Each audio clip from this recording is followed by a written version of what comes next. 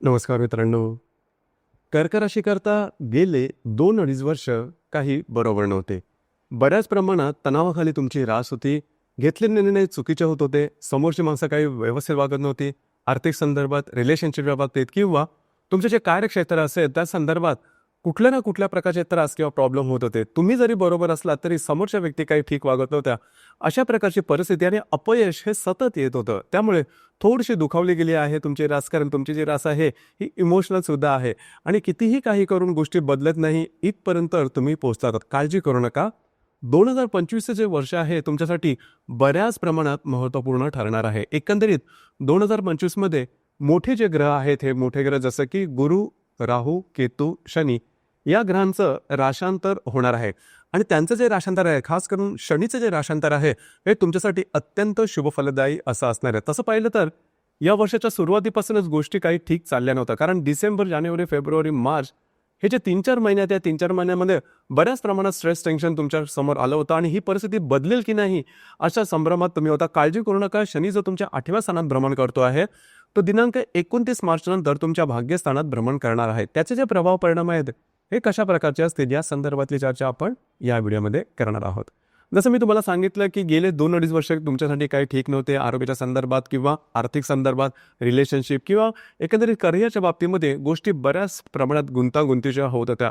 परंतु आत्ता काळजी करण्याचं अजिबात आवश्यकता नाही. तसं पाहिलं तर शनी जो ग्रह आहे हा तुमच्या राशीचा नंबर 1चा अशुभ फलदायी ग्रह आहे, जो की 8व्या स्थानात म्हणजे अशुभ अशा स्थानामध्ये भ्रमण करत होता. आता तो भाग्यस्थानामध्ये भ्रमण करणार आहे.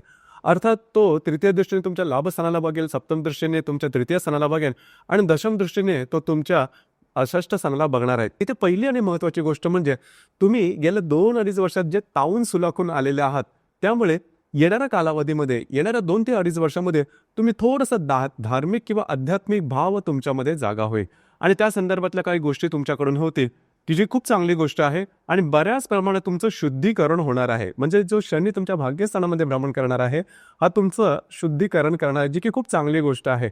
तसं पाहिलं तर तुमची जी रास आहे ही प्रॅक्टिकल आहे, व्यवहारी आहे, पैशाला थोडेसे महत्त्व देणारे आहे. म्हणजे खिशात पैसे असले की थोडं बरं वाटतं, कोणाला बरं वाटत नाही. तर तुमच्या बाबतीत ही गोष्ट थोडीशी बरोबर आहे. परंतु हा जो कालावधी आहे, शनीचा जो भाग्यस्थानामध्ये भ्रमण करणारा जो कालावधी आहे, जवळजवळ येणाऱ्या 2.5 वर्षापर्यंत, यामध्ये तुमच्या या गोष्टीमध्ये बऱ्याच प्रमाणात बदल दिसणार आहे. थोडासा धार्मिक आध्यात्मिक भाव तुमच्यामध्ये जागृत होणार आहे आणि तशा प्रकारचे काही अनुभव सुद्धा तुम्हाला मिळणार आहेत. म्हणजे तीर्थस्थळांना भेटीगाठी देणं, आशीर्वाद घेणं, काही कुठल्या एखाद्या पंथाला आपण जॉईन होणं, अशा प्रकारचे सुद्धा काही अनुभव येते. त्याचप्रमाणे ज्या कर्क राशीच्या व्यक्ती आधीपासूनच धार्मिक आध्यात्मिक क्षेत्रामध्ये आहेत, त्यांना त्याच्या संदर्भातले काही चांगले अनुभव सुद्धा मिळतील. तर एकंदरीतच जो शनी तुमच्या भाग्यस्थानामध्ये भ्रमण करणार आहे, हा शुद्धीकरणाचा तुमचा भाग आहे असं समजल्यास काहीही हरकत नाही. हा जो शनी आहे, हा शनी तृतीय दृष्टीने तुमच्या लाभस्थानाला बघेल, सप्तम दृष्टीने तुमच्या तृतीय स्थानाला आणि दशम दृष्टीने हा तुमच्या षष्ठ स्थानाला बघणार आहे. थोडंसं आर्थिक संदर्भात तुम्हाला वाटेल की ज्याप्रमाणे आपण मेहनत करतोय त्याप्रमाणे काय आर्थिक लाभ होत नाही, परंतु गेल्या 2-2.5 वर्षाची तुलना करता तर गेल्या 2-2.5 वर्षामध्ये काहीच मिळत नव्हतं. त्याची तुलना केली तर अर्थातच हा जो शनी आहे तुमच्या म्हणजे भाग्यस्थानात भ्रमण करतोय, तो तुम्हाला चांगले लाभ सुद्धा मिळवून देईल. इथे एकच गोष्ट थोडीशी महत्त्वाची आहे, ती म्हणजे आरोग्याकडे थोडंसं लक्ष देणं गरजेचं राहील. आरोग्याच्या संदर्भातले छोटे मोठे त्रास डोकं वर करू शकते. जर का तुम्हाला आधीच काही शारीरिक व्याधी असते तर त्या संदर्भात थोडीशी काळजी घेणं गरजेचं राहील. इथे हा जो शनी आहे, हा शनी तुम्हाला काही लॉंग टर्ममध्ये काही महत्त्वपूर्ण घटना घडामोडी करून देईल. म्हणजे संपूर्ण आयुष्याचा विचार करता काही महत्त्वपूर्ण कामं, जसं की कमिटमेंट, प्रॉमिसेस किंवा अशा काही गोष्टी येतील की ज्या तुम्हाला आयुष्यभर त्याचा इफेक्ट मिळेल, तो चांगलाच मिळेल. तर एकंदरीत शनीचं जे भ्रमण आहे तुमच्या भाग्यस्थानामध्ये, हे तुमच्यासाठी शुभफलदायी असंच असणार आहे. याचप्रमाणे बाकीचे ग्रह आहेत हे सुद्धा थोडंसं पाहणं गरजेचं ठरतं. जसं की गुरुबद्दल सांगायचं झालं तर गुरु गेल्या जवळजवळ 9-10 महिन्यापासून तुमच्या लाभस्थानामध्ये भ्रमण करतो आहे. 14 महिन्यानंतर हा तुमच्या व्ययस्थानामध्ये भ्रमण करणार आहे. परंतु हा जो गुरु आहे, हा गुरु तुमच्या ते लाभदायी ठरेल, शुभफलदायी ठरेल.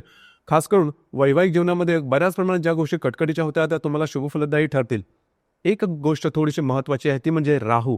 राहू जो ग्रह आहे, हा सुद्धा तुमच्या भाग्यस्थानामध्ये भ्रमण करणार आहे आणि दिनांक 18 मे नंतर, 18 मे 2025 नंतर हा जो राहू आहे, हा राहू तुमच्या अष्टम स्थानात भ्रमण करणार आहे. म्हणजे जवळजवळ 1.5 महिना, म्हणजेच जवळजवळ एप्रिल आणि मेच्या 18 तारखेपर्यंत राहू आणि शनी दोन्ही जे ग्रह आहेत हे दोन्ही ग्रह तुमच्या भाग्यस्थानामध्ये भ्रमण करणार आहेत.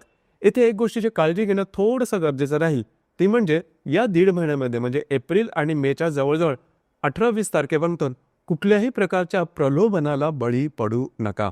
अशा प्रकारच्या काही गोष्टी तुम्हाला सुरुवातीला संधी वाटतील, परंतु ज्यावेळेस तुम्ही त्या संदर्भात काम कराल त्यावेळेस पुढे जाऊन तुम्हाला वाटेल की या संधीवरती प्रलोभन होते आणि आपण त्याला बळी पडलो, आपण त्याच्यामध्ये फसले गेलो आहोत. त्यामुळे या दीड महिन्यामध्ये कुठल्याही प्रकारचे महत्त्वपूर्ण निर्णय, असे निर्णय की ज्यामुळे तुमच्या जीवनाची दिशा बदलेल, छोटे किंवा मोठे अजिबात घेऊ नका. मौनम सर्वार्थ साधनम अशा प्रकारचे थोडीशी तुमची मानसिकता ठेवा. स्वतःहून कुठल्याही प्रकारचे निर्णय घेऊ नका. ही गोष्ट फार महत्त्वाची आहे. त्याच्यानंतर येणारा कालावधी हा तुमच्यासाठी अतिशय शुभफलदायी असाच असणार आहे. काळजी करू नका.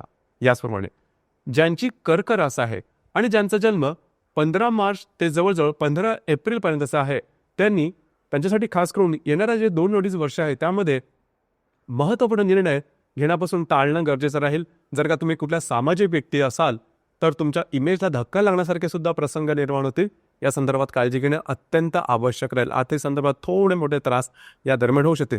खास करून येणाऱ्या 3 ते 4 महिन्याचा जरी विचार करायचा झाला तर ज्यांचा जन्म 15 मार्च ते जवळजवळ 20 मार्च दरम्यानचा आहे त्यांच्यासाठी सुद्धा येणारा कालावधी हा तेवढासा चांगला असणार नाही. काळजी घ्या, आरोग्याकडे लक्ष द्या.